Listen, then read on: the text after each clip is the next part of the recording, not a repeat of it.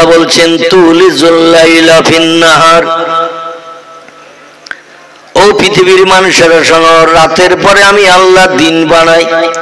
এক কথায় রাতের বেলা আমি আল্লাহ দিন বানাই, যেটা বিজ্ঞান, দর্শন, ইঞ্জিনিয়ার, ডাক্তার, মাস্টার, ভৌগোলিক, দার্শনিক, ঐতিহাসিক কোন ব্যক্তির বাবার ক্ষমতা কিয়ামত পর্যন্ত হবে না দিনের বেলা রাত করা, আবার রাতের বেলা দিন করা। কথাটা ভুল বললাম? আল্লাহ বলছেন কিয়ামত অবধি কোন নাতি নাত করে আন্ডা বাচ্চা পর্যন্ত দায়িত্ব নেবে না মানুষের মুখে হাসি ফুটাতে, যেটা আমি আল্লাহ পারি। ইন্নাল্লাহ আলা কুল্লি শাইইন কাদির। আমি আল্লাহ হলাম সর্ব বিষয়ে শক্তিশালী, সর্ব বিষয়ে ক্ষমতাশালী। আমার যখন যেটা ইচ্ছা হয় সঙ্গে সঙ্গে সেটা কোন শব্দের মাধ্যম দিয়ে পরিপূর্ণ করি। এজন্য রাতের বেলা দিন করতে, দিনের বেলা রাত করতে 1 সেকেন্ডের জায়গায় 2 সেকেন্ড কোনোদিন লাগেনি এবং ভবিষ্যতও লাগবে না। পৃথিবীর বিজ্ঞানীদের, দার্শনিকদের, ইঞ্জিনিয়ারদের, ডাক্তারদের, মাস্টারদের যদি বলা হয় সূর্য প্রতিদিন পূর্ব থেকে ওঠে, রাতের আধা দূর হয়ে যায়, দিনের আলো পাই। সন্ধ্যাবেলা পশ্চিম দিকে যখন সূর্য ডুবে যায় তখন আমরা রাতের ঘন কাটা অন্ধকার দেখতে পাই, ঠিক কিনা? ও দুনিয়ার বিজ্ঞানীরা, দার্শনিকরা, ইঞ্জিনিয়াররা, ডাক্তারেরা, মাস্টারেরা, এক কাজ করো, সূর্যকে দক্ষিণ দিক থেকে উদয় করো, উত্তর দিকে অস্তমিত করো, তাহলে নিশ্চয়ই কোনো একটা পরিবর্তন দেখা যাবে। কিয়ামত পর্যন্ত যদি বিজ্ঞানীদের, দার্শনিকদের, ইঞ্জিনিয়ারদের সময় দেয়া হয়, এরা কোনোদিন কি এ দায়িত্ব পালন করতে পারবে? আল্লাহ বললেন যেটা তোমরা দেখতে পাও না সেটা আমি দেখতে পাই, যে খবর তোমরা শুনতে পাও না সেই খবর আমি সবার আগে শুনতে পাই। যে কাজ তোমাদের করতে মাসের পরে মাস, বছরের পর বছর, ঘন্টার পর ঘন্টা লেগে যায়, সে কাজ করতে আমার 1 সেকেন্ডের জায়গায় 2 সেকেন্ডও সময় লাগে না। আর আল্লাহ এই কথাগুলো কোরআন শরীফের ভিতরে বলেছে না বলে নাই? আল্লাহ কোরআনের ভিতরে বলেছেন। আল্লাহ কি শুধু বলেছেন না বাস্তবে দেখিয়ে দিয়েছেন? কোন মানুষ যদি গল্প করে, গল্পটা আমাদের কাছে যদি অমূলক হয় ও গল্প আমরা বিশ্বাস করব, কিন্তু বাস্তবে যদি দেখিয়ে দেয় তাহলে আমরা সেটা বিশ্বাস করতে বাধ্য হব না? কারণ যেটা বলেছে বাস্তবে দেখিয়ে দিয়েছে, প্রমাণ দিয়েছে, এই জিনিসটা মানুষের মগজে বেশি বেশি করে অ্যাডজাস্ট হবে না? আল্লাহ বলছেন শোনো, আমি শুধু মুখে হাজার হাজার তত্ত্ব আমার কোরআনে পরিবেশন করি নাই, আমার জবানি দিয়ে কোরআন শরীফ ভরে দিই নাই, হাজারো হাজারো তত্ত্ব যেগুলো বলেছি সেগুলো বাস্তবে প্রমাণ করেও দেখিয়েছি, যাতে কিয়ামত অবধি তোমাদের নাতি নাতকুর আন্ডা বাচ্চা আমার কোরআনের কথাকে বিশ্বাস রাখে, কোনোদিন অবিশ্বাস না করে। আমি গতদিন আলোচনা করতে করতে বলেছিলাম আল্লাহ রাতের বেলা দিন করেন, এটা আপনাদের কাছে বাস্তব তত্ত্ব দিয়েছিলাম। প্রিয় নবীর প্রিয় সাহাবী আলী মুর্তজা রাদিয়াল্লাহু আনহুর জীবনী নিয়ে, হাসান হোসেনের জীবনী নিয়ে, মনে আছে তো? রাতের বেলা কেমন দিন হয় সেটা আলী রাদিয়াল্লাহর জীবনীতে, হাসান হোসেনের জীবনীতে আল্লাহ বাস্তব প্রমাণ করে দেখালেন। ডুবন্ত সূর্যকে আবার আসমানের আকাশে গাছের মাথায় উঠিয়ে বিকাল বেলা বানিয়ে দিয়ে 2 বাচ্চাকে ফেরত নিয়ে আলী রাদিয়াল্লাহ বাড়ি যাওয়ার সুযোগ পেয়েছিলেন। এই কারণে পয়গম্বর মুহাম্মদ রাসূলুল্লাহ বললেন, আলী তুমি টাকা নিয়ে যাও, আর আমি মসজিদে নববীর ভিতরে যাই নামাজে বসে হাত তুলে বসে আছি। শুধু হাত তুলে বসে নয়, আল্লাহ পাক বান্দার যে জিনিসটা খুব বেশি পছন্দ করেন সেটির নাম হলো চোখের পানি। কিসের পানি? চোখের পানি আল্লাহ বড় পছন্দ করেন। ফালিয়াদাহাকু কালিলা ওয়ালিয়াবকু কাসীরা। আল্লাহ বলছেন যদি আমাকে রাজি করতে চাও, জীবনের সব সমস্যার সমাধান আমার কাছ থেকে যদি পেতে চাও, 2টো কাজ একটু কম বেশি করে নাও। একটি কাজ হলো হাসি তামাশা কম কম করবে, আর চোখের পানি আমার কাছে একটু বেশি বেশি করে ফেলবে। পয়গম্বর মুহাম্মদ রাসূলুল্লাহ মসজিদে নববীর ভিতরে যায় নামাজে বসা অবস্থায় তখন হাত তুলে চোখের পানি ফেলছেন আর নবী অহরহ কাঁদতেন। জোরে বলুন একটু সুবহানাল্লাহ। নবীর চোখের পানি কান্না দেখে আল্লাহ বলেন, সূর্য রে, আমি যদি তোরে বানিয়ে থাকি, আমি যদি তোর মালিক হয়ে থাকি, আমি আল্লাহ বলছি ডুবে গেছিস তুই, কি হয়েছে? আমি আল্লাহ আবার বলছি তোর মালিক, আমি তোরে বানিয়েছি, আর যা হুকুম করি আমার হুকুম বাস্তবে রূপদান করিস, আমার হুকুমের খেলাফ কোনোদিন তো করিস নাই, আজও করিস না। আবার একটু পশ্চিম দিক থেকে ওজন ওঠ, পশ্চিম দিকে যেদিকে ডুবে গেছে ওই দিক থেকে আর ওজন ওঠ, পূর্ব দিকে দিকে গিয়ে রাতের অন্ধকার দূর করে দে, দিনের আলো দেখিয়ে দে। অন্যথায় হাসান হোসেন জীবনে তার আম্মা জননী ফতেমার চাঁদ মুখ দেখতে পাবে না, মায়ের কোলে উঠতে পারবে না, মায়ের সোহাগ ভরা চুম্বন পেতে পারবে না। এই জন্য উঠে যা। নবীর চোখের পানির ওসিলা করে আল্লাহ পাক সূর্যকে হুকুম করে দিলেন, আর সূর্য সঙ্গে সঙ্গে পশ্চিম দিক থেকে ওজন উঠে গেল। তাহলে হাসরের মাঠ যেদিন হবে সেদিনও সূর্য পশ্চিম দিক থেকে উদয় হবে। এতে আমাদের আর অবিশ্বাস হওয়ার কোনো জায়গা আছে? হাসরের মাঠে সূর্য পশ্চিম দিক থেকে উদয় হবে, পূর্ব দিকে অস্তমিত হতে যাবে। আল্লাহ তো সেটা এখান থেকে 1450 বছর আগে দেখিয়ে দিয়েছেন। সেদিন যদি সূর্য উদয় হয়ে থাকে পশ্চিম দিকে, ভবিষ্যতে উদয় হবে না? হবে না? হবে। এবার আমার আল্লাহ পাক রব্বুল আলামিন বলছেন, আমি দিনের বেলাও রাত বানাই, এটা রাতের বেলা দিন। আর এদিকে লম্বা আলোচনা করব না। আল্লাহ বলছেন দিনের বেলাও রাত বানাই। আচ্ছা, এটা কি পারবে? রাতের বেলা নেই, আল্লাহ সূর্য উঠিয়ে দিন বানিয়েছে, দিনের বেলা রাত বানাতে পারবে? পারবে? আল্লাহ বলছেন, ও বান্দারা, আমার কোরআন পাক একটু আলগা করো। আমার কোরআনের ভিতরে আমার একজন মহব্বতের বান্দা, মহব্বতের প্রেমিক বান্দা, নাম তার ইব্রাহিম খলিলুল্লাহ। কি নাম? ইব্রাহিম খলিলুল্লাহ। আল্লাহ কোরআনে যত পয়গম্বরের জীবনী কোট করেছেন, সব থেকে লম্বা জীবনী যার, তার নাম হলো হযরত ইউসুফ আলাইহিস সালাম। কি নাম বললাম? হযরত ইয়াকুব নবীর বেটা, ইউসুফের জীবনী সব নবীর জীবনী থেকে লম্বা। এরপরে আল্লাহ পাক আরেকজন পয়গম্বরের জীবন একটু লম্বা করে বানিয়েছেন, তো ইউসুফের মতো অত লম্বা নয়, তার থেকে একটু কম। এই পয়গম্বরের নাম হযরত ইব্রাহিম খলিলুল্লাহ। কি নাম বললাম? ইব্রাহিম খলিলুল্লাহ। ইব্রাহিম খলিলুল্লাহর পরে আরেকজন পয়গম্বরের জীবনে আল্লাহ কোরআন একটু লম্বা করে কোট করেছেন। আমাদের আমল করে তার বাস্তব জীবনের দিকে দৃষ্টি নিক্ষেপ করে চরিত্র গঠনের জন্য এই পয়গম্বরের নাম হযরতে মূসা কালিমুল্লাহ। কি নাম? মুসা কালিমুল্লাহ। এই পর্যন্ত থাক, সামনে গেলে আবার বক্তৃতা লম্বা হয়ে যাবে। তবে আল্লাহ পাকের প্রেমিক বান্দী হিসেবে কয়েকজন ব্যক্তির আলাদা আলাদা নাম এসেছে। একজনের নাম আদম সফিউল্লাহ, একজনের নাম ইব্রাহিম খলিলুল্লাহ, একজনের নাম মুসা কালিমুল্লাহ, একজনের নাম ঈসা, কথা বলেন, রুহুল্লাহ। ঈসা রুহুল্লাহ। ইনি মরা মানুষকে কবর থেকে জিন্দা করে উঠিয়ে তুলতেন। যদি বলুন একটু সুবহানাল্লাহ। আরবিতে রুহুল্লাহ এই জন্য বলা হয়, উনি বলতেন কুম বিজনিল্লাহ ইয়া আব্দুল্লাহ, ও আল্লাহর বান্দা, কে তুমি কবরে আছো কত বছর জানি না, আমি আল্লাহর পয়গম্বর মরিয়মের বেটা ঈসা বলছি, তুমি কবর থেকে একটু জিন্দা হয়ে উঠে যাও। আচ্ছা, আমরা যদি কোনো কবরস্থানে যাই, যে বলি কুম বিজনিল্লাহ ইয়া আব্দুল্লাহ, ও আল্লাহর বান্দা তুমি কবর থেকে ওঠো, উঠবে? উঠবে না? উঠবে না। আচ্ছা, লাঠি দিয়ে যদি কবরে বাড়ি মারি ঈসা নবীর মতো, ধুলে উড়িয়ে যাবে, মাটির ঢেলা ভেঙে যাবে, গাছপালার উপর মারলে গাছপালা ভেঙে যাবে, কিন্তু মরা লোকটা উঠবে? উঠবে না। আল্লাহর প্রিয় প্রেমিক বান্দী হিসেবে দুইটি দল পৃথিবীতে আছে। আমি গতকাল হরিকাটিতে জলসা করতে যেয়ে বলছিলাম, দুটি দল পৃথিবীতে আছে, আল্লাহর প্রেমিক বান্দা, প্রেমিক বান্দী, নারীও আছে, পুরুষও আছে। জোরে বলুন একটু সুবহানাল্লাহ।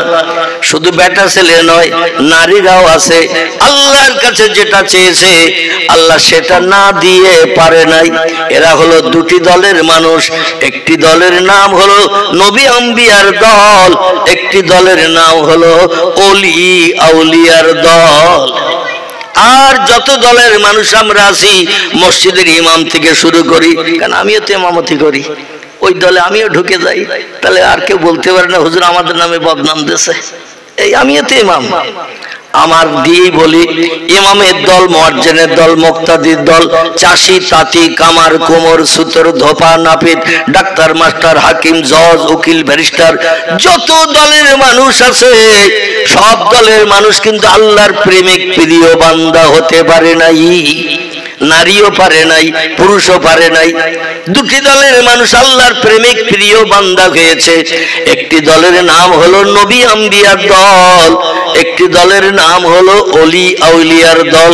এই দুটি দলের মানুষ আল্লাহর কাছে যখন যেটা চেয়েছে, আল্লাহ দুর্জয়কে পরাজয় বরণ করিয়ে বান্দাদের মুখে হাসি ফুটিয়ে বাস্তব নজির দেখিয়ে দিয়েছেন।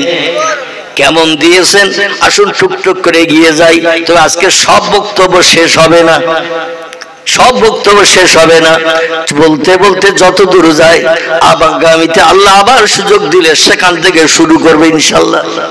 এখন কোরআনের ভিতরে যে পয়গম্বরদের জীবনী লম্বা কোট করা হয়েছে, এই পয়গম্বরদের ভিতরে কারবার নাম ইউসুফ আলাইহিস সালাম, কারবার নাম ইব্রাহিম খলিলুল্লাহ, কারবার নাম মুসা কালিমুল্লাহ।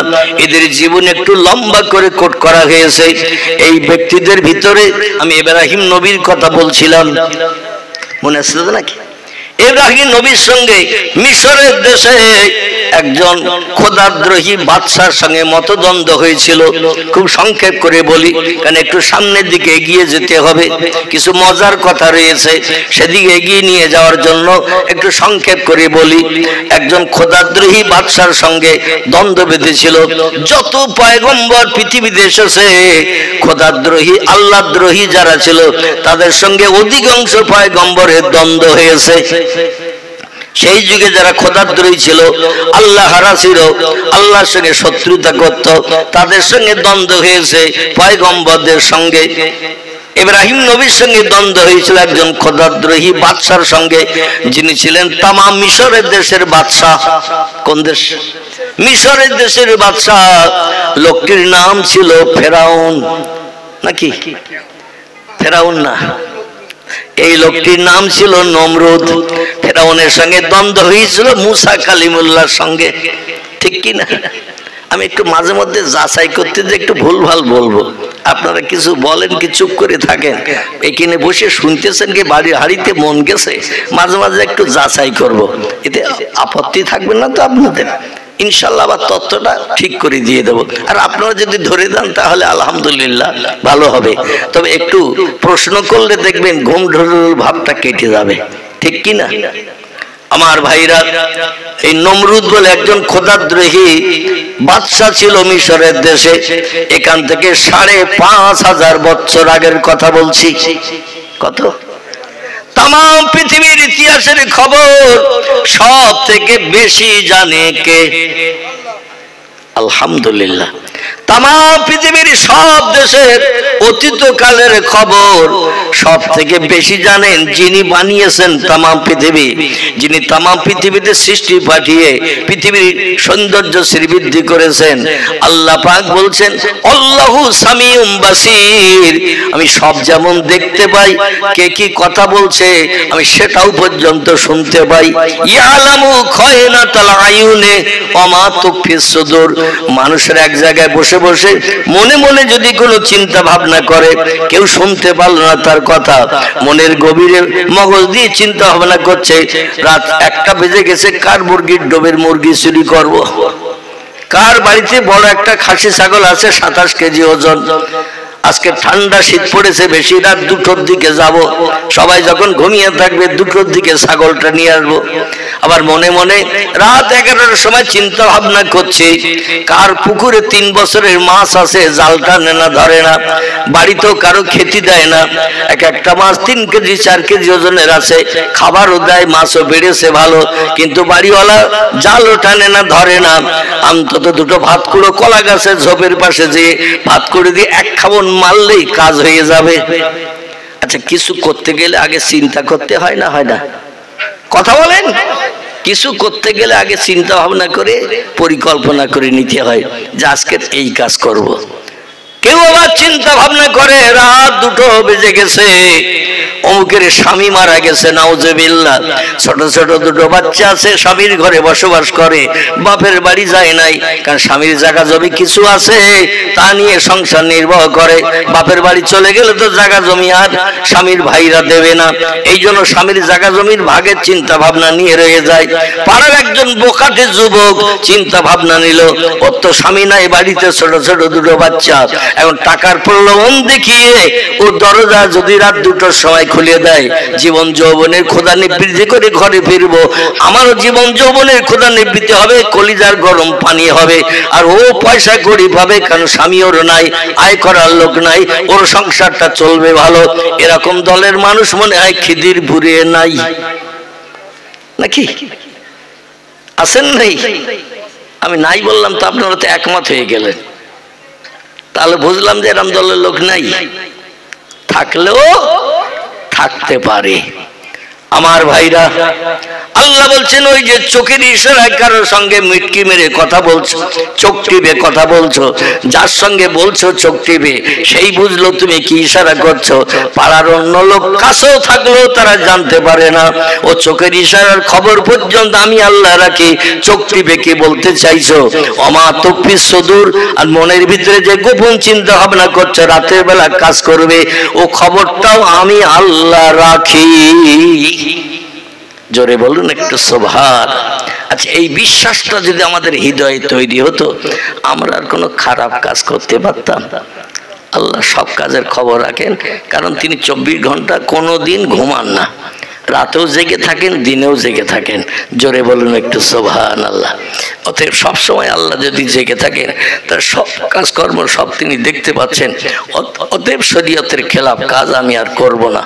জোরে বলুন একটু আমিন। আমার ভাইরা, প্রথম অবস্থায় ইরাকের বাবেল নামক একটি শহর ছিল, বাবেল বাবেল বাবেল, ইরাকের দেশে। এই বাবেল শহরের থেকে হযরতে ইব্রাহিম খলিলুল্লাহ পরবর্তীতে গিয়েছিলেন মিশরের দেশে দ্বীনের দাওয়াত দিতে। ঘটনাটা যে দেশে ঘটেছিল সেই দেশটির নাম ছিল বাবেল, দেশটির নাম ছিল ইরাক, জায়গাটার নাম ছিল বাবেল। বোঝা গেল? জায়গাটার নাম ছিল বাবেল আর দেশটির নাম ছিল ইরাক। তার আগে এই ইরাকের দেশের নাম ছিল কুফা। কি নাম বললাম? কুফা। কুফা এবং বসরা, দুটি দেশ ছিল বিশ্ব নবীর সমসাময়িক কালে। বসরা ইরানকে বলা হতো, কুফা ইরাককে বলা হতো। এই কুফা বা ইরাকের জমিনে বাবেল নামের শহরে আমার ভাইরা কলেমার দাওয়াত শুরু করলেন পয়গম্বর ইব্রাহিম খলিলুল্লাহ। আর এই এলাকা তখন সব ছিল ওই নমরুদের হাতে। বিশাল সাম্রাজ্যের বাদশা ছিলেন তিনি, বিশ্বব্যাপী একটা সুনামীয় ব্যক্তিত্ব ছিলেন তিনি। যেমন আমাদের ভারতবর্ষ যখন মোগল সাম্রাজ্যের হাতে চলে এসেছে ইংরেজদের কাছ থেকে, ইংরেজরা এক এক করে এক একটা দেশ জয় করতে করতে তাম ভারতবর্ষ যখন অধিকার করে নিল, শ্রীলঙ্কা ভারতের ভিতরে ছিল, আফগানিস্তান ভারতের ভিতরে ছিল, পাকিস্তান ভারতের ভিতরে ছিল, এমন করে পশ্চিমবাংলা ভারতের ভিতরে ছিল, আমার ভাইরা বাংলাদেশ ভারতের ভিতরে ছিল, বর্মা রেগুন ভারতের ভিতরে ছিল। বিশাল এরিয়ার দেশ ছিল ভারতবর্ষ। পরবর্তী এক এক রাজ্যের ভিতরে বিপ্লব শুরু হওয়ার কারণে রাজ্যগুলো আস্তে আস্তে আলাদা হয়ে যায়, ভারতের এরিয়া একটু কম হয়ে গেছে। তাও কি আমাদের ভারত এখন ছোট? তাও ছোট না। পাকিস্তান চলে গেল, আফগানিস্তান চলে গেল, শ্রীলঙ্কা চলে গেল, বর্মা রেগুন চলে গেল, বাংলাদেশ চলে গেল, তাও এখনো ভারত ছোট নয়। আমার এরকম বিশাল এরিয়ার রাজত্ব ছিল নমরুদের। নমরুদের কাছে খবর গেল দেশবাসী লোকজনদের মাধ্যম দিয়ে, এদেশে একজন নতুন ধর্ম প্রচারক বেরিয়েছে, নাম তার আজরের বেটা ইব্রাহিম। কি নাম? আজরের বেটা ইব্রাহিম। তিনি একটা নতুন ধর্মের প্রচার করছেন। আর আপনি দেশবাসীকে জানিয়ে দিলেন, সবাই আমারে দেখলে বলবে আনতা রব্বি লা শাক্কা ফিহি, আপনি আমাদের প্রভু, এতে কোনো সন্দেহ নাই। উনি ঘোষণা দিতেন রাজ দরবারে বসে, আনা রব্বুকুমুল আলা, আমি হলাম সব খোদার বড় খোদা, আমার উপরে বড় প্রভু আর কেউ নাই। আর জনগণকে বলতো, আমারে দেখলেই বলবে আনতা রব্বি লা শাক্কা ফিহি, আপনি আমাদের প্রভু, আপনি আমাদের স্রষ্টা, এই কথার ভিতরে শস্য দানা পরিমাণ সন্দেহ নেই। জোরে বলুন একটু নাউজুবিল্লাহ, নাউজুবিল্লাহ বলেন। আমার ভাইরা, নমরুদের রাজদরবারে ডাকা হলো পয়গম্বর ইব্রাহিম নবীকে। ইব্রাহিম নবীকে ডাকা হলো, বলল তুমি কি নতুন ধর্মের প্রচার প্রসার করছো? উনি বললেন, আমি হলাম আল্লাহর পয়গম্বর, আসমানি তরফ থেকে আমার কাছে ওহী এসেছে, আমার কাছে খবর এসেছে, আল্লাহ আমাকে পয়গম্বর হিসেবে কবুল করেছেন। এই যে আল্লাহর কথা জনগণের কাছে বলার জন্য আল্লাহ আমারে দায়িত্ব দিয়ে দিয়েছেন। এই জন্য আমি জনগণের কাছে আল্লাহর হুকুমটাকে বাস্তবে রূপদান করছি, হাসরে আমাকে যাতে আল্লাহর দরবারে আসামি বলতে না হয়। বলে তুমি কি নতুন ধর্ম প্রচার করছো? নমরুদের সামনে ইব্রাহিম নবী বললেন, লা ইলাহা ইল্লাল্লাহু ইব্রাহিম খলিলুল্লাহ। পৃথিবীর একজন ব্যক্তিকে আল্লাহ বন্ধু হিসাবে কবুল করেছিলেন। খলিল শব্দটি হলো আরবি ভাষা, এর বাংলা অর্থ হলো বন্ধু। আমরা যেমন একে অপরের সঙ্গে বন্ধুত্ব করি না, বাংলা ভাষায় বন্ধু বলি, ইংরেজিতে ফ্রেন্ড বলা হয়, আরবি ভাষায় একে বলা হয় রফিক, ফার্সি ভাষায় একে বলা হয় দোস্ত। কি বলা হয়? দোস্ত। দোস্ত শব্দটা হলো ফার্সি ভাষা, আরবি থেকে বলা হয় রফিক। আমার ভাইরা, ইংরেজিতে বলা হয় ফ্রেন্ড, বাংলায় বলা হয় বন্ধু। আল্লাহর সঙ্গে যারা বন্ধুত্ব করেছে, দোস্তি করেছে, ফ্রেন্ডশিপ স্থাপন করেছে, এইরকম একজন ব্যক্তি, তিনি বললেন লা ইলাহা ইল্লাল্লাহু ইব্রাহিম খলিলুল্লাহ। এক আল্লাহ ছাড়া অন্য কোনো প্রভু নাই, স্রষ্টা নাই। আর আমি হলাম আল্লাহর পয়গম্বর, মানুষের কাছে দিন শরীয়তের বিধান দাতা, সুপথ দেখানোর কথা বলার দায়িত্ব আল্লাহ আমারে দিয়েছে। হারাম বর্জন করতে বলেছে, হালাল গুলো বাস্তব জীবনে রূপদান করতে বলেছে। মদ খাওয়া যাবে না, সুদের ব্যবসা করা যাবে না, গান বাজনা করা যাবে না, ঢোল তবলা বাজানো যাবে না, ন্যাংটা নারীদের নিয়ে গার্ডেনে পিকনিক স্পটে গল্প গুজব করা যাবে না, কোনো বিধবার দরজার করে নাড়া দেওয়া যাবে না, কোনো মানুষের প্রাণ নাশ করা যাবে না, কোনো গরিব এতিমের হক ফাঁকি দিয়ে খাওয়া যাবে না, কোনো বাচ্চা কাচ্চা এতিমের উপরে জুলুম অত্যাচার করা যাবে না। এই সমস্ত ভালো ভালো কথাগুলো ইব্রাহিম নবী কলেমার দাওয়াত দিয়ে মানুষের কাছে বলতেন। জোরে বলুন একটু সুবহানাল্লাহ। নমরুদের মাথায় যেন বাস পড়ে গেল, সারা দেশের মানুষ আমারে খোদা বলে মানে। আর উনি বলছেন আমি খোদা নই, বরং আরেকজন খোদা আছে, যিনি বলছেন খলাকাস সামাওয়াতি ওয়াল আরদ, আসমান বানিয়েছি আমি সেই আল্লাহ, জমিনও বানিয়েছি আমি সেই আল্লাহ। আসমানে যা কিছু আছে তাও বানিয়েছি আমি, জমিনে যা কিছু দেখতে পাও সেও বানিয়েছি আমি। জোরে বলুন একটু সুবহানাল্লাহ। নমরুদ বলল কথা বললে হবে না, দেশের মানুষ নির্বিধায় আমারে খোদা বলে মানে, আর তুমি এখন অন্য খোদার কথা বলছো, মানুষ বিভ্রান্ত হয়ে যাবে, তোমার কথা বন্ধ করো। ইব্রাহিম নবী বললেন, আল্লাহ যত সময় পর্যন্ত দেহে প্রাণ রেখেছে, এক ফোঁটা রক্ত আমার দেহে থাকবে, রক্তের সচেতনতা পাবো, সতেজতা পাবো, তত সময় পর্যন্ত আমি এক আল্লাহর কথা বলতে ভুলবো না। এবার নমরুদ মন্ত্রী মহোদয়ের দিনে যুক্তি পরামর্শ শুরু করলে কি করে ওরে দুনিয়া থেকে বিদায় করা যায়।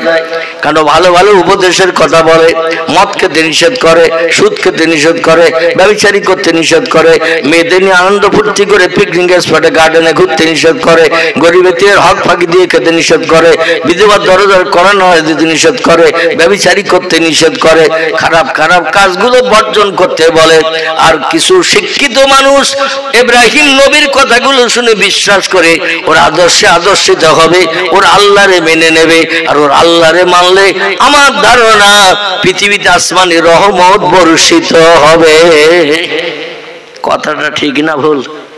আল্লাহর হুকুম মানলে এ দুনিয়ায় রহমত পাওয়া যাবে না জহমত পাওয়া যাবে? রহমত পাওয়া যাবে। আল্লাহর গজব পৃথিবীতে আসবে না। জোরে বলুন একটু আমিন। ইব্রাহিম নবীকে মারার জন্য হাজারো চক্রান্ত করেছিল। বস্তার ভিতরে ভরে দিয়ে, খুব সংক্ষেপ করে বলি, বস্তার ভিতরে ভরে দিয়ে মুখ বেঁধে দিয়ে নীল দরিয়ায় ফেলে দিয়েছিল। কোথায়? নীল দরিয়ায় ফেলে দিয়েছিল। লোকজন দিয়ে, মন্ত্রী মহোদয় দিয়ে বলল নীল দরিয়ায় ফেলে দে। আবার ইবলিস শয়তান একটা যুবকের চেহারা নিয়ে নমরুদের কাছে চলে গেছে। কে?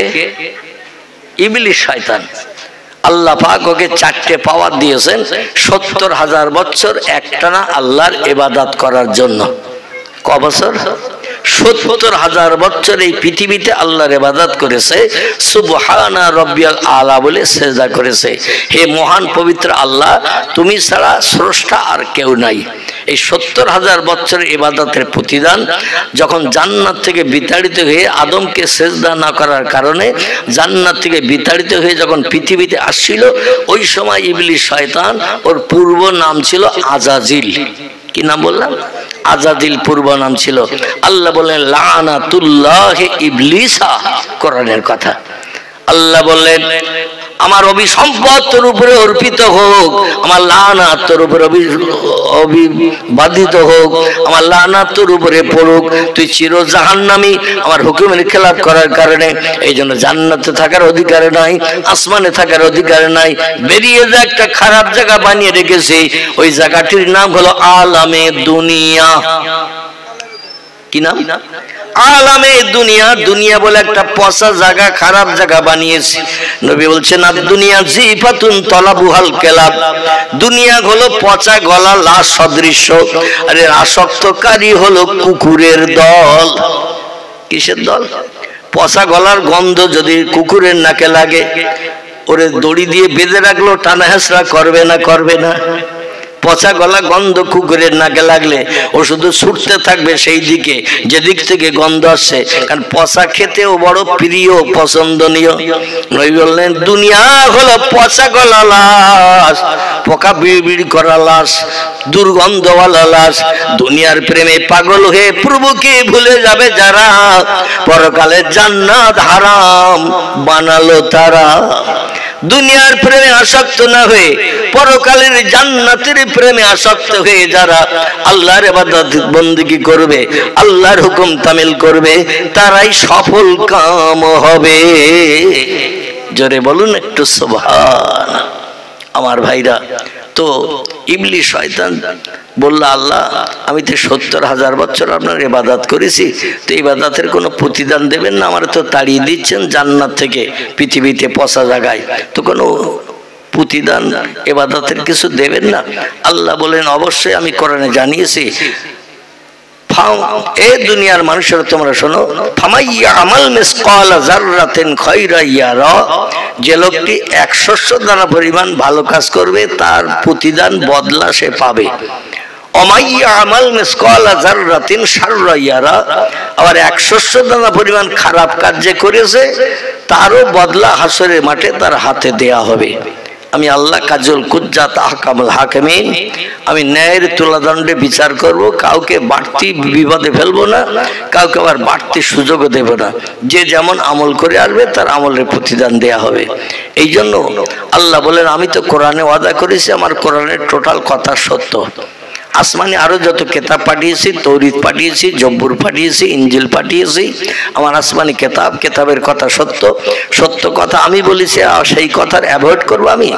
ইন্নাল্লাহা লা ইখলিফুল মিয়াদ, আমি যত ওয়াদা আসমানি কিতাবে করেছি একটা ওয়াদা কোনোদিন ভঙ্গ করিনি এবং ভবিষ্যতও করব না।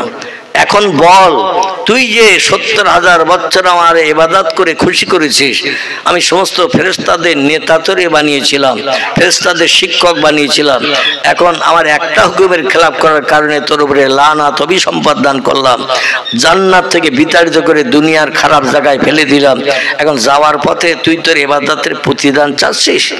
ইবলিস বলল নাম ইয়া রব্বি, কারণ আমি যে পরিশ্রম করে ইবাদত করেছি তার প্রতিদান না নিয়ে চলে যাব।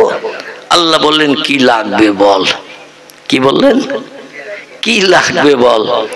আমরা হাসরে যে দুবেলা আল্লাহ ইবাদত খুব বেশি করতে পারিনি, তবে খারাপ কাজ বেশি বেশি করার কারণে জাহান্নাম আমাদের জন্য হালাল হয়ে গেছে। এখন আল্লাহ জাহান্নামে দিও না, তোমার শান্তির জান্নাত তোমার দাও। আল্লাহ কথার দাম দেবে তো? কথার দাম দেবে না। সেদিন আমলের বিচার হবে, যে যেমন আমল করে যাবে তার প্রতিদান দেয়া হবে, বাড়তি ফ্যাসিলিটি দেয়া হবে না। বাড়তি ফ্যাসিলিটি যিনি দেবেন তিনি হলেন পয়গম্বর মুহাম্মদুর রাসূলুল্লাহ সাল্লাল্লাহু আলাইহি সাল্লাম। জোরে বলুন একটু সুবহান। আল্লাহ বলেছেন কি লাগবে? ও বলল যতদিন দুনিয়া ধ্বংস না হবে ততদিন আমার মরণ করলি হবে না।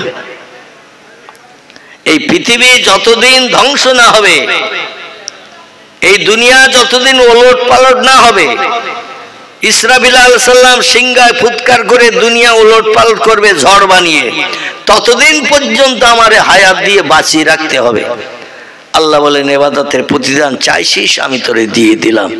এই জন্য কিয়ামত পর্যন্ত ইবলিসের মরণ হবে না। জোরে বলুন মারহাবা, একটু জোরে বলুন মারহাবা। আমরা যদি কেউ চাই কিয়ামত পর্যন্ত বেঁচে থাকতে হবে তো, কারণ আমরা তো ইবাদত করিনি, আল্লাহর কাছে কিছু চাইনি। আল্লাহর কাছে চেয়েছিলেন কিছু মানুষ, আল্লাহ তাদের দাবি কবুল করেছেন। যেমন একজন আল্লাহর ওলি ব্যক্তি আছে, নাম তার হযরতে খিজির আলাইহিস সালাম। কি নাম বললাম? খিজির। এরপর কিন্তু কিয়ামত পর্যন্ত বেঁচে থাকবে, ওর কিন্তু মরণ হবে না। জোরে বলুন সুবহানাল্লাহ। আর একজন ব্যক্তি আছে, একজন পয়গম্বর, তার নাম হলো হযরতে ইলিয়াস আলাইহিস সালাম। কি নাম বললাম? ইলিয়াস। ইলিয়াস ইলিয়াস পয়গম্বর। আল্লাহ পাক তাকে কিয়ামত পর্যন্ত হায়াত দিয়ে পৃথিবীতে পাহাড় পরিচালনার দায়িত্ব দিয়ে রেখেছেন। জোরে বলুন সুবহানাল্লাহ। তার মরণ হবে না। আর একজন ব্যক্তি আছেন যার নাম ঈসা রুহুল্লাহ আলাইহিস সালাম। পীর নবী মুহাম্মদ রাসূলুল্লাহ উম্মত না হওয়া পর্যন্ত তার মরণ হবে না। জোরে বলুন সুবহানাল্লাহ। আমাদের নবীর উম্মত হবেন, এই পৃথিবীতে আবার আকাশ থেকে আসবেন, 47 বছর হায়াতে বেঁচে থাকবেন। ক বছর? 47 বছর হায়াতে বেঁচে থাকবেন, বিয়ে শাদী করবেন। বিয়ের করার কারণে 3 মতান্তরে 4 জন বর্ণনাকারীরা বর্ণনা করেছেন, 3 মতান্তরে 4টে বাচ্চা হবে ঈসা নবীর। দুনিয়ায় রাজত্ব করবেন, সমস্ত দেশের মানুষ তারে বাদশা বানিয়ে দেবেন, তার রাজত্ব আমলে সোনা ফলবে জমিনে। জ্বলে বলুন সুবহানাল্লাহ। তারপরে আল্লাহ তার ইন্তেকাল করাবেন। ততদিন পর্যন্ত তিনি হায়াতে জিন্দেগিতে দ্বিতীয় আসমানে বসে আছেন, অপেক্ষায় কবে আল্লাহ দামেস্কাসের জামে মসজিদের মাথায় আমারে নামিয়ে দেবে। তাই জোরে বলুন আমিন। তো বক্তৃতা লম্বা হয়ে যাচ্ছে আমার ভাইরা। ইব্রাহিম নবী আলাইহিস সালামকে প্রাণ নাশের জন্য যখন পরিকল্পনা নিয়ে বস্তার ভিতরে ভরে দিল, ইবলিস শয়তান একটা যুবকের চেহারা নিয়ে এসে বলছেন, ইয়া আইয়ুহাল মালিক, ও দেশের বাদশা, এই বস্তাটা মোটা দেখছি, এর ভিতরে কি? বলে আমাদের চরম শত্রু দুশমন, যে পৃথিবীতে নতুন ধর্মের প্রচার প্রসার করছে, জনগণ সব আমাকে স্রষ্টা বলে মানে, আমার চেহারার মতো প্রতিমা বানিয়ে বানিয়ে ঘরে রাখে, সকালবেলা ঘুম থেকে উঠে প্রতিমার কাছে সেজদা করে, বাইরে কাজকর্মে চলে যায়, বাইরে থেকে কাজকর্ম করে এসে আবার আমার চেহারার প্রতিমা ঘরে প্রত্যেকে রেখে দিয়েছে, তার সামনে সেজদা করে উপাসনা করে তারপরে তারা ঘুমাতে যায়। আর ও বলল মাটির তৈরি প্রতিমার কোনো সেজদা করার প্রয়োজন নাই, যার দেহের ভিতরে প্রাণ নাই, জীবন নাই, তার সেজদার দরকার নাই, সে মানুষের কোনো উপকারই করতে পারে না। দ্বন্দ্ব বেঁধে গেছে, এই জন্য তারে দুনিয়া থেকে বিদায়ের চিন্তা ভাবনা নিয়েছি। জনগণকে এক মনে আমার ইবাদত উপাসনা করার, আমার চেহারার ফটোর কাছে মাথা নত করে সিজদা করার হুকুম জারি করেছি, সবাই তা মেনে নিয়েছে। আর এই হয়েছে পথের কাঁটা। এই পথের কাঁটা সরাতে হবে। আজরের ব্যাটারে ধরে নিয়ে এসে বস্তার ভিতরে ভরেছি, মুখ বেঁধেছি। বলে কি করবেন? বলে এরে সাগরে ফেলে দেব, নীল দরিয়ায় ফেলে দেব। ইবলিস শয়তান যুক্তি দিয়ে বলছে, শোনো, যদি দরিয়ায় ফেলে দাও তো ফুটবলের মতো ভেসে থাকতে পারে, এ তো হালকা কাঠের মতো ভেসে থাকতে পারে, আর ভেসে থাকলে জনগণ দেখতে পাবে, বস্তার মুখ খুলে দেবে, বস্তায় কি আছে দেখার জন্য বস্তা টেনে নেবে। সাগরের পানিতে যখন ভাসবে আর বস্তা টেনে মুখ খুলে দেবে, ইব্রাহিম বেরিয়ে যাবে, যে পথের কাঁটা সেই পথের কাঁটাই আবার রয়ে যাবে। নমরুদ বলল, সাদ্দাক্তা ইয়া আখি, সত্যি ভাই তোর মগজে মাল আছে। কি বলেছে? তোর মগজে মাল আছে। ও চিন্তা তো আমার মগজে ঢুকেনি। খালি মানুষ বস্তায় ভরে সাগরে ফেলে দিলে ও তো ফুটবলের মতো ভাসতে পারে, বেলুনের মতো ভাসতে পারে, হালকা কাঠের মতো ভাসতে পারে। আর নদীতে জোয়ার হয়, ভাটা হয়, সাগরে জোয়ার হয়, ভাটা হয়। আমি বাস্তব দেখে এসেছি। আমাদের গঙ্গাসাগর থেকে কপিল মুনির আশ্রম বলে একটি জায়গা আছে, যেখানে বছরে একবার করে প্রায় 15 থেকে 20 দিন মতান্তরে 1 মাসের মতো মেলা হয়। আমাদের ভারত বঙ্গোপসাগরের কিনারা। আমার ভাইরা ওই 8 নম্বর থেকে ভ্যাসেল যোগে প্রায় 45 মিনিট লেগে যায় এই ভ্যাসেল চেপে ওপারে উঠতে। 30 কিলোমিটার লম্বা একটা দ্বীপ, আরে হলো 12 কিলোমিটার, আরে 12 কিলোমিটার লম্বায় 30 কিলোমিটার। বাস চলে, ট্যাক্সি চলে, অটো চলে। আমি অদম গিয়েছি একটি জায়গায় প্রোগ্রাম করতে ওই সাগর দ্বীপে। জায়গাটির নাম হলো ফুলডুবি। কি নাম বললাম? ফুলডুবি। যদি কোনোদিন যান আপনি জায়গার নাম জিজ্ঞাসা করবেন, জনগণ বলে দেবে ইনশাল্লাহ। যেখানে জলসায় গিয়েছিলাম ফুলডুবিতে, ওখান থেকে আবার 12-13 কিলোমিটার দূর হলো গঙ্গাসাগরের মেলা, একেবারে সাগরের কিনারা। সেখানে গেলাম, সাগর দেখতে গেলাম। আমাদের পশ্চিমবাংলার মুখ্যমন্ত্রী তখন জ্যোতি বসু ছিল। কি নাম বললাম? জ্যোতি বসু ছিল। এই গঙ্গাসাগর কপিল মুনির যেখানে আশ্রম আছে, আশ্রমের সামনে সাগরের কিনারায় তখন ঝাউ গাছ লাগিয়েছে। গাছগুলো মানুষ সমান কিংবা মানুষ সমান থেকে একটু উঁচু ছিল সেই সময়, অনেক বছর আগের কথা বলছি। এখন গাছগুলো কত বড় হয়েছে আমি আর যাই নাই, বলতে পারবো না। তবে যে সময় গিয়েছিলাম মানুষ সমান লম্বা লম্বা ঝাউ গাছগুলো সব বানিয়ে রেখেছিল। অবশ্যই এখন বড় হয়ে গেছে। তো সাগরের কিনারে দাঁড়িয়ে থাকলাম। দাঁড়িয়ে থাকার পরে দেখলাম সাগরে ঢেউ চলছে। ঢেউতে দেখলাম পানি আস্তে আস্তে আমাদের পা পর্যন্ত এসে গেছে। 20-30 হাত দূরে ছিল পানি, 20-30 হাত দূরে ডাঙায় ছিলাম আমরা। 2-10 মিনিট দাঁড়াতে সাগরের জোয়ারের পানিতে আমাদের পা পর্যন্ত পানি এসে গেছে। লোকজন বলল, কারা তোমরা, কারা? তাড়াতাড়ি এগিয়ে এসো, কারণ পানি যত উপরে উঠবে হাঙর কামড় কুমির আসবে, তোমাদের ধরে নিয়ে টেনে গেলে কি নিয়ে গেলে বাঁচানো যাবে না। ভয়তে আমাদের তখন আত্মা খাঁচা হয়ে গেছে। দৌড়িয়ে ডাঙ্গার দিকে ছুটে চলে এসেছি। দেখলাম পানি ওই রকম ঢেউয়ের মাধ্যম দিয়ে জোয়ারের পানি এগিয়ে আসছে। ইবলিস শয়তান বলল, শোনো, যখন এই লোকটার বস্তায় বন্দি করে ফেলে দেবে, জোয়ারের পানিতে পানি একদিকে যায়, ভাটায় পানি আরেক দিকে যায়। চলতে চলতে কিনারা এসে গেলে যে কোনো মানুষ দামি মাল মনে করে নিয়ে ওই বস্তাটা টেনে নেবে, দামি মাল পাওয়ার আশায় মুখ খুলে দেবে, দিয়ে দেখবে একটা জ্যান্ত মানুষ বস্তার ভিতরে রয়েছে। মুসা নবী, ইব্রাহিম নবীর আল্লাহ ইচ্ছা করলে পানির তলেও মানুষ বাঁচিয়ে রাখতে পারে না বোধ নাকি? পানির তলেও মানুষ বাঁচিয়ে রাখতে পারে। কেমন রাখতে পারে আমি একটু পরের যে সেন্টেন্স দুটি বলবো, যে ওয়ার্ড দুটি বলবো, অতুখরিজুল হাইয়া মিনাল মাইয়াতে, অতুখরিজুল মাইয়াতে মিনাল হাইয়ে। আল্লাহ বলছেন আমি মরারে জিন্দা করতে পারি, জিন্দারে মারতে পারি। কেমন পারেন ওই ঘটনার কাছে আসলে আমি তত্ত্ব পরিবেশন করব ইনশাআল্লাহ। তত্ত্ব শুনলে আপনাদের মগজ সাফ হয়ে যাবে। জোরে বলুন একটু আমিন। আমার ভাইরা, পয়গম্বর ইব্রাহিম নবীকে একেবারে দুনিয়া থেকে বিদায়ের জন্য ইবলিস যুক্তি দিল, ওই বস্তার মুখ খোলো। বস্তার মুখ খুলে 2-4খানা ভারী পাথর বস্তার ভিতরে ঢুকিয়ে দাও। পাথর ঢুকিয়ে দাও, পাথর ঢুকিয়ে দিয়ে মুখটা আবার পূর্বের মতো বেঁধে দাও। দুজন হয়তো আগে ঘাড়ে করে নিয়ে যেতে পারতে, প্রয়োজন হলে 5-7জন মিলে বস্তা ঘাড়ে করো, কারণ পাথর তো ভারী। এই ভারী পাথর আর মানুষ সমেত কাঁধে করে নীল দরিয়ায় ফেলে দাও।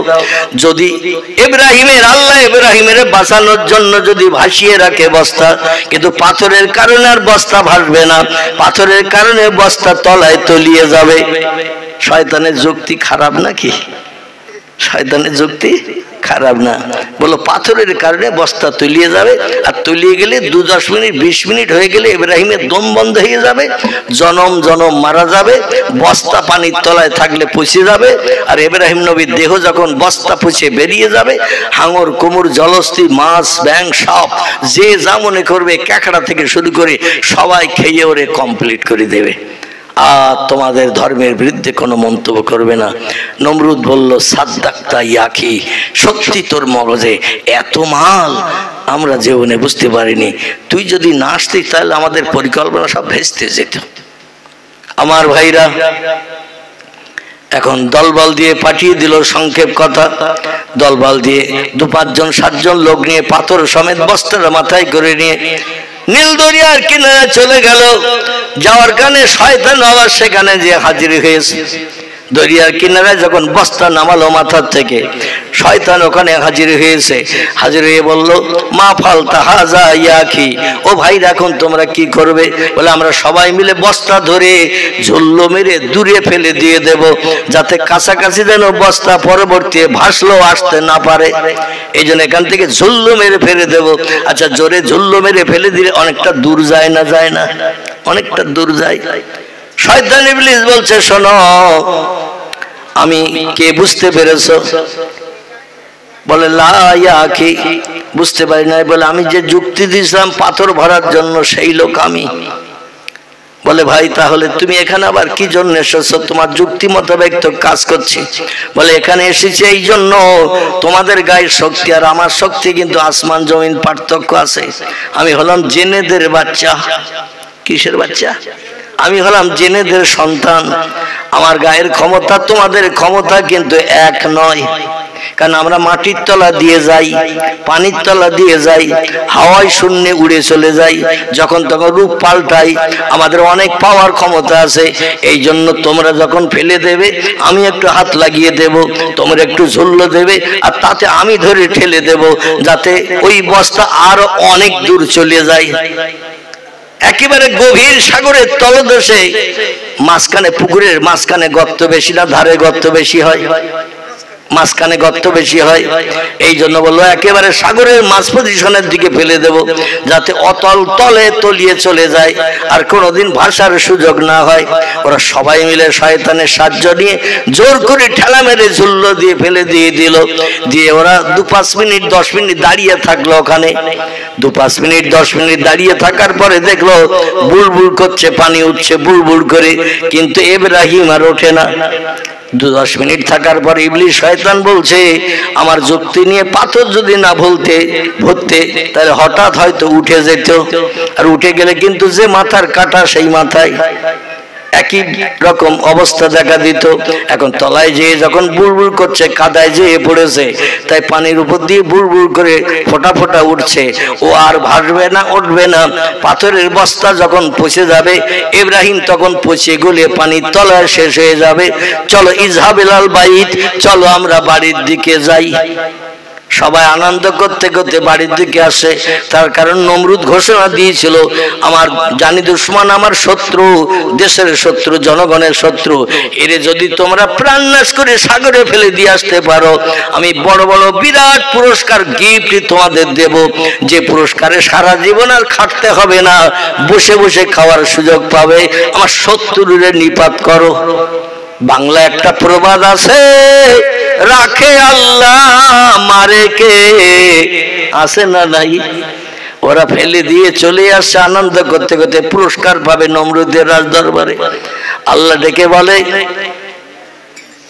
ইয়া খিজির, ও আমার পানি পরিচালনাকারীর, আমার রহমতি বান্দা, প্রেমিক বান্দা। কেউ বলেছেন খিজির আল্লাহর নবী, অধিকাংশ বর্ণনাকারীরা তাফসীরের কিতাবে লিখেছেন খিজির ছিল আল্লাহর একজন ওলি। কেউ বলেছেন নবী, কেউ বলেছেন ওলি। অসুবিধা হচ্ছে না তো? অসুবিধা হলে সঙ্গে সঙ্গে বলবেন। আরেকজন বক্তা এখনো বসে আছে কিন্তু। আল্লাহু আকবার।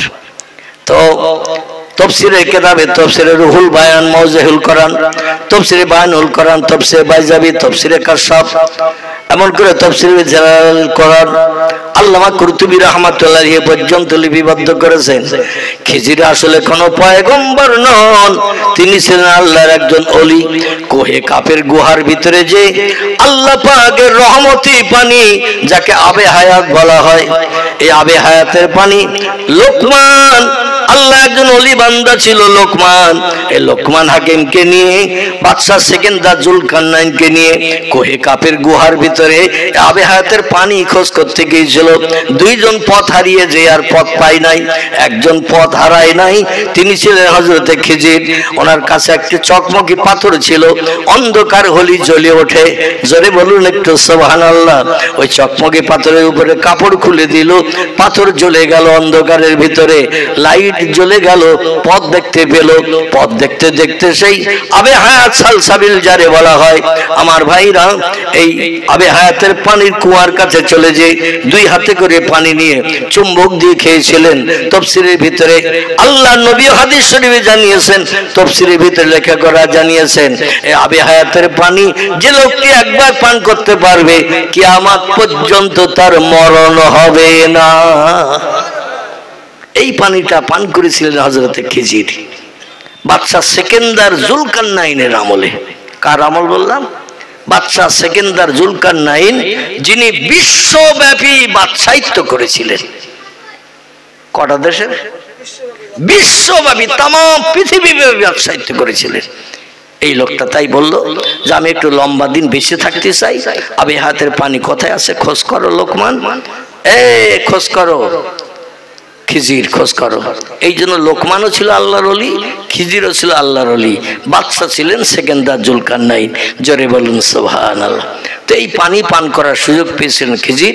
আল্লাহ বলেন কিয়ামত পর্যন্ত যখন হায়াত পেয়ে গেছো, আমার পৃথিবীর একটি সৃষ্টির পরিচালনার দায়িত্ব তোমারে দিলাম, সেটা হলো পানিতে যত সৃষ্টিজীব বাস করে সব পরিচালনা করবে তুমি। খিজিরের নেতৃত্ব মেনে যারা চলে এরা কোনোদিন জেলেদের হাতে ধরা পড়ে না, জাল পাতলেও জালে ঢোকে না।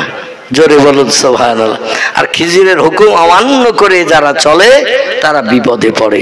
দেখবেন আমরাও মাঝে মধ্যে মাঠে যখন ছাগল টাগল চড়াতে যাই, এইবারে কিছু ছাগল বেয়াদব আছে না, ওরে বলি লোকের ধান খেতে মুখ দিবি না, তো কখন দড়ি ছেড়বে ধান খাবে সেই চিন্তা ভাবনা করে, নিয়ে যাবেন একদিকে ও যাবে আর একদিকে। আমার ভাইরা, যেটি আপনাদের কাছে বলতে চাইছিলাম, জনগণ পুরস্কার নেওয়ার জন্য হাত নাড়া দিতে দিতে আনন্দ করতে করতে ফিরে আসে। ওদিকে আল্লাহ বলে খিজির, পানি পরিচালনার দায়িত্ব পূর্ব থেকে তোর কাছে দিয়েছি বাদশাহ সেকেন্দার জুলকারনাইনের আমল থেকে। এখন তুই সাগরের মাছ, ব্যাঙ, সাপ, কুমির, কামড়, জলস্থি থেকে শুরু করে যত জীবজন্তু আছে সব পরিচালনা করিস।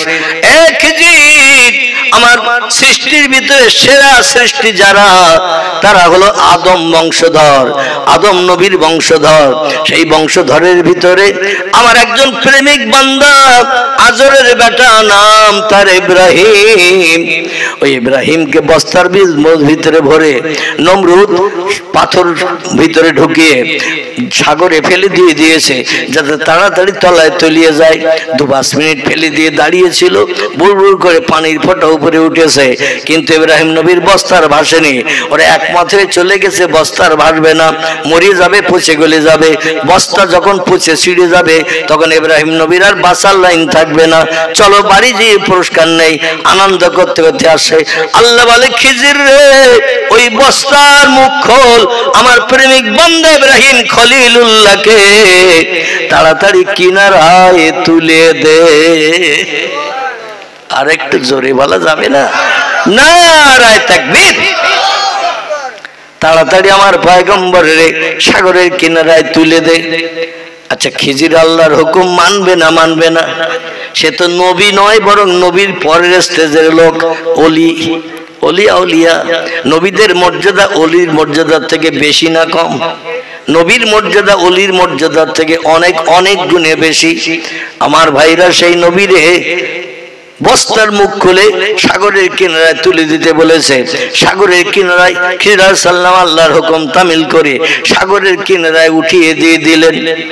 সাগরের কিনারায় যখন উঠিয়ে দিয়ে দিল, খিজির বলে দিল, ভাই ইজহাব ইলাল বাইত, আপনি এই রাস্তা দিয়ে আপনার বাড়ি চলে যান। যারা পাহাড়ি এলাকা ঘুরে ঘুরে বাড়ি যাচ্ছে নমরুদের রাজ দরবারে পুরস্কার নেওয়ার জন্য, ওদের পুরস্কার দেওয়ার আগে আপনার বাড়ি যেতে হবে। আচ্ছা, রাস্তা ঘুরে এক জায়গায় আসা আর শর্ট রাস্তা এক জায়গায় যাওয়া, কোনটা তাড়াতাড়ি হবে? এ মনে করুন এই মির্জাপাড়ায় আপনি আসবেন নূতন হাট থেকে। আচ্ছা, নূতন হাট থেকে এই যেটা আপনার চলে গেছে তালপুকুরের বাজারের দিকে, এইটা সোজা রাস্তা। আর একটা রাস্তা জলপাত দিয়ে ঘুরেও আসা যাবে না? যাবে না। আচ্ছা, কোন রাস্তা দিয়ে আসলে তাড়াতাড়ি আসা যাবে? যেটা মেন রাস্তা, ঠিক না? ইব্রাহিম নবীকে শর্ট রাস্তা দেখিয়ে দিয়েছে, এই রাস্তা দিয়ে চলে যান। দুই দিকে উঁচু পাহাড়, মাঝখানে গলি পথ, ঝোপঝাড় জঙ্গল আছে, তবে আপনার কোনো ভয় নাই। আল্লাহ আপনার, আপনি আল্লাহর, আপনার কোনো হিংস্র জীব জন্তুর ভয় নাই। আপনি একটি শর্ট রাস্তা দিয়ে তাড়াতাড়ি যান, যে বাড়ির বারান্দায় যে চুপ করে বসে থাকেন, আর কোনো কাজ আপনার করতে হবে না, যাতে যারা কষ্ট করে আপনারা সাগরে ফেলে দিয়েছে ওরা যেন কেউ পুরস্কার নিতে না পারে। খিজির সাল্লাম তত্ত্ব দিলেন, আর ইব্রাহিম খলিলুল্লাহ সেই শর্ট রাস্তা দিয়ে, দুই দিকে উঁচু পাহাড়, লম্বা পাহাড়, ওরা পাহাড়ের সাইড দিয়ে ঘুরে ঘুরে আসছে। আর ইব্রাহিম নবী এইড়ো রাস্তা দিয়ে, যার এইড়ো রাস্তা বলা হয়, শর্ট রাস্তা দিয়ে বাড়ি চলে এসে বাড়ির বারান্দার কোনা একটা খুঁটি মানে কাঠের খুঁটি, মাটির বারান্দা, এখান থেকে 5,500 বছর আগের কথা বলছি। তখন ইট তৈরি হয়নি, বা ইট কেউ তৈরি করতেও জানতো না। পাহাড় কেটে বাড়ি বানানো যাবে এরকম চিন্তা ভাবনা মানুষের মগজে ছিল না। মানে খেজুরের পাতা, গাছের পাতা, গাছের ডাল, এই রকম দিয়ে তখন বাড়ি টাড়ি বানানো হতো। আর মাটি বালি একসঙ্গে সড়ো করে দেওয়াল টাল। আমাদের দেশেও আগে দেখবেন মাটি কাদা ছেনিয়ে একটু শক্ত মতো করিয়ে মাটির দেওয়াল গাঁথা হতো না? এখন আর হচ্ছে না, সরকার সুবিধা করে দিয়েছে, যার ঘর নাই তার ঘর দেয়া হবে। আমার ভাইরা, ইব্রাহিম নবী বাড়ির বারান্দা যে খুঁটির গায়ে হেলান দিয়ে চুপটি করে বসা, আর ওনার বাড়ির সামনে দিয়ে একটা সচরাচর রাস্তা ছিল, মানুষজন যাওয়া আসা করতো, অহরহ যেত এবং আসতো পাড়ার ভিতরে। ওনার বাড়ির সামনে দিয়ে রাস্তা ছিল আজরের বাড়ি। ওনার বাবা ছিল আজর প্রতিমা বানাতেন, তিনি মাটির প্রতিমা, নমরুদের চেহারার মতো প্রতিমা। আর নমরুদ বলতো, আমি সবার বাড়ি যেতে পারবো না, সবাই আমার স্রষ্টা বলে সম্মান দিতে পারবে না, আমার স্রষ্টা বলে সেজদা করতে পারবে না। এজন্য আজর যে প্রতিমা বানায় আমার চেহারার মতো অবিকল দেখতে, এই প্রতিমা একটা করে ঠাকুর কিনে নিয়ে যাও, বাড়িতে রেখে দেবে এক কোনায় ভালো জায়গায়। আর সকালে ঘুম থেকে উঠবে, ঠাকুরের সামনে সেজদা করবে, বাইরে কাজকর্মে যাবে, কাজকর্ম ফিরে এসে সুস্থ অবস্থায় আমার সেজদা করবে। আমি তোমাদের সব দুঃখ দুর্দশা নিবারণ করব, আমার সেজদা করলে যার যা সমস্যার সমাধান করব, টাকা পয়সা যা লাগবে সব দেব, খাবার দাবার যা লাগবে সব দেব। ইনি ছিলেন আজর, ইনি বানাতেন প্রতিমা নমরুদের চেহারার। যাই হোক, ইব্রাহিম নবী চুপ করে বসে আছেন, আর জনগণ যারা পুরস্কার নেবে আনন্দ ফুর্তি করতে করতে, নমরুদ জিন্দাবাদ, ইব্রাহিম মুর্দাবাদ, নমরুদ বেঁচে থাক, আজরের বাটে ইব্রাহিম মরিয়ে যাক, সাগরে ফেলে দিয়ে এসেছি, মরিয়ে যাক আজরের বেটা, দুনিয়া আর না দেখা যাক। এই বলতে বলতে নমরুদের নামে স্লোগান দিতে দিতে যাচ্ছে। নমরুদ বলছে, মা তারা ইয়াকি, ও রাজ দরবারের লোকেরা একটু তাকিয়ে দেখে তো, কারা আমার নামে স্লোগান দিচ্ছে, আমার নামে জিন্দাবাদের স্লোগান, আমি বেঁচে থাক আর আজরের বেটা ইব্রাহিম মারা যাক, এই স্লোগান দিচ্ছে ইব্রাহিম মুর্দাবাদ। দেখো তো কারা, বলে যারা বস্তা নিয়ে গিয়েছিল তারা, বলে তারা, ওরা আমার নামে স্লোগান দিচ্ছে, তাহলে পুরস্কার আমি যা দেবো মনে করেছিলাম তার আরো 3 ডবল দেব। আমি যে পুরস্কার দেব বলে নিয়ত করেছিলাম, আরো 3 ডবল পুরস্কার দেব। ওদের আসতে বলো আমার রাজ দরবারে, কি চাই ওদের? আমার শত্রু নিপাত করে এসছে নিশ্চয়ই, অন্যথা ইব্রাহিম মুর্দাবাদ বলতো না। আসতে দাও, ওদের কাছাকাছি এসে গেছে। বাদশা নমরুদ জিজ্ঞাসাবাদ করছে, মা হালুকা মা করুকা ইয়া আইয়ুহান নাস, ও জন সকল লোক সকল, তোমরা বলো খবর কি? বলে দুনিয়ার খোদা, দুনিয়ার খোদা, আমরার শত্রুকে চিরতরে নিপাত করে সাগরে দিয়ে এসেছি। বলে 2-10 মিনিট দাঁড়িয়েছিলে তো, আবার ওর আল্লাহ আবার ভাসিয়েটা সে দেয় কিনা? বলে কোনো চিন্তা নাই, 2-10 মিনিট নাই, বরং আরো বেশি সময় দাঁড়িয়েছিলাম। পানির থেকে বুড়বুড় করে গেজা উঠেছে, কিন্তু ইব্রাহিমের ভাষার কোন নাম নিশানা দেখি নাই। তাই আমরা বাড়ি ফিরছি আনন্দ করতে করতে, গেলেই পুরস্কার পাবো। উনি বলে আমার নামে স্লোগান দিতে দিতে রাজদরবারের কাছাকাছি এসে গেছো, এজন্য আমিও নিয়ত করেছি আগে যে পুরস্কার দেব চিন্তা ভাবনা নিয়েছিলাম, তার থেকে আরো 3 ডবল পুরস্কার দেব। তবে তোমরা যে ইব্রাহিমের ফেলে রেখে এসেছো তার প্রমাণ কি? ওরা যে সাগরে ফেলে রেখে এসেছো, ও যে মরিয়ে গেছে, বেঁচে নাই, তার প্রমাণ কি? বলে আমাদের সঙ্গে একজন লোক ছিল, সে লোক তো এখন এখানে নাই। তাহলে তারে জিজ্ঞাসা করলে জানতে পারতেন যে নমরুদ বেঁচে আছে না মারা গেছে। সে প্রত্যক্ষদর্শী, সেও আবার বস্তায় হাত লাগিয়ে ঠেলা দিয়েছিল, যার কারণে ওর গায়ে এত শক্তি, আমরা যেখানে ঠেলা দিলে ফেলে দিতে পারতাম তার থেকে আরো অনেক দূরে চলে গেছে বস্তা, খুব গায়ে শক্তি। বলে তাই নাকি? বলে হ্যাঁ। বলে আমি তোমাদের পুরস্কার তো দেব, তবে এই ব্যবসায় আমি জয়ী হলাম না অজয়ী হলাম, আমার লাভ হলো না লস হলো, আমি একটু পরীক্ষা নিয়ে তারপরে তোমাদের প্রত্যুত্তর দেব, তোমাদের পুরস্কার দেব। বলে আর কি পরীক্ষা নেবেন স্যার? কি পরীক্ষা নেবেন হুজুর? ইয়া রব্বি, এ দুনিয়ার খোদা কি পরীক্ষা নেবেন? বলে একটু ইব্রাহিমের বাড়ি যে একটু ঘুরে দেখে এসো। কি করো? ইব্রাহিমের বাড়ি যে একটু ঘুরে দেখে এসো, ইব্রাহিম বাড়ি আছে কিনা। বলে আমরা তো রাস্তা দিয়ে আসলাম, আমাদের টপকি আসেনি। বলে ওর আল্লাহ ওরে অন্য জায়গা দিয়ে আনতে পারে, একটু দেখে এসো বাড়ি আছে কিনা। ওরা ইব্রাহিম নবী বাড়ি আছে কিনা দেখতে চলে গেছে। যে দেখে ইব্রাহিম নবী বারান্দার কাঠের খুঁটির গায়ে হেলান দিয়ে চুপ করে বসে রয়েছে, একটু মুখ কালো করিয়ে। কি করে? মুখ কালো করে, মলিনতা নিয়ে, দুশ্চিন্তা ভারাক্রান্ত মন নিয়ে খুঁটির গায়ে হেলান দিয়ে চুপ করে বসে আছে, গালে হাত দিয়ে। লোকজন এসে ওরে বলছে এই ওইটা সে ইব্রাহিম। আর একজন বলছে তাই তো দেখছি। বলে ওরে তো ফেলে আসলাম সাগরে, আর আমরা আসার আগে বাড়ি আসলো কি করে? ওদের ভিতরে আলোচনা চলছে, আমরা বাড়ি আসার আগে ও আসলো কি করে? ওরা এসে বলছে মাহালুকা মাখবরুকা ইয়া ইব্রাহিম, ও ইব্রাহিম তোমার খবর কি? খবর বলো। ইব্রাহিম বলছে খায়ের খায়ের, আল্লাহ চায় তো খবর আমার ভালো, তবে একটুখানি চিন্তাযুক্ত আছি, আমি একটুখানি চিন্তাযুক্ত আছি। বলে খবর ভালো বললে আবার চিন্তাযুক্ত কি? বলে আমি মনে মনে ধারণা করছিলাম, আমি যখন সাগরের ভিতরে গেলাম তোমরা যে উপকার করেছো তোমাদের কথা জীবনে ভুলতে পারবো না।